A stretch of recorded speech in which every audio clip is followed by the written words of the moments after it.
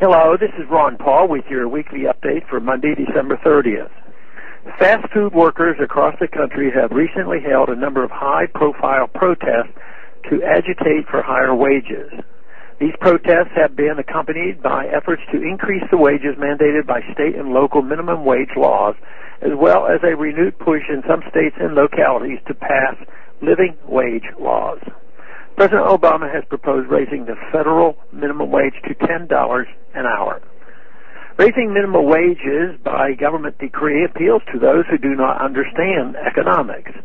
This appeal is essentially strong during times of stagnant wages and increased economic inequality. But raising the minimum wage actually harms those at the bottom of the income ladder.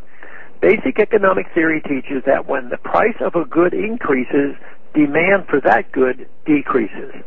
Raising the minimum wage increases the price of labor, thus decreasing the demand for labor. So an increased minimum wage will lead to hiring freezes and layoffs. Unskilled and inexperienced workers are the ones most often deprived of employment opportunities by increases in the minimum wage. Minimum wage laws are not the only example of government policies that hurt those at the bottom of the income scale. Many regulations that are prompted as necessary to rein in large corporations actually hurt small businesses. Because these small businesses operate on a much narrow profit margin, they cannot as easily absorb the cost of complying with the regulations as large corporations. These regulations can also inhibit lower-income individuals from starting their own businesses.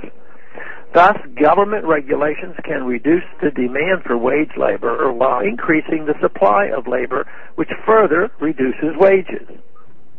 Perhaps the most significant harm to low-wage earners is caused by the inflationist policies of the Federal Reserve. Since its creation 100 years ago this month, the Federal Reserve's policies have caused the dollar to lose over 95% of its purchasing power. That's right. Today you need $23.70 to buy $1 bought in 1913. Who do you think suffers the most from this loss of purchasing power? Warren Buffett or his secretary? It is not just the higher incomes that can afford the higher prices caused by the Federal Reserve. The system is set up in a way that disadvantages those at the bottom of the income scale. When the Federal Reserve creates money, those well connected with the political and financial elites receive the newly created money first, before general price increases have spread through the economy. And most fast food employees do not number among the well-connected. It is not a coincidence that economic inequality has increased in recent years as the Federal Reserve has engaged in unprecedented money creation and bailouts of big banks and Wall Street financial firms. As billionaire investor Donald Trump has said, the Federal Reserve's quantitative easing policies are a great deal for people like me, and former Federal Reserve official Andrew Huszar has called quantitative easing the greatest backdoor Wall Street bailout of all times.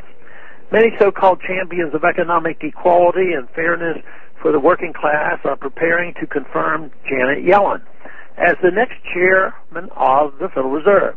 Yet Yellen is committed to continuing and even expanding the upward redistributionist policies of her predecessors. Washington could use more sound economic thinking and less demagoguery. By increasing unemployment, government policies like minimum wage laws only worsen inequality. Those who are genuinely concerned about increasing the well-being of all Americans should support repeal of all laws, regulations, and taxes that inhibit job creation and economic mobility.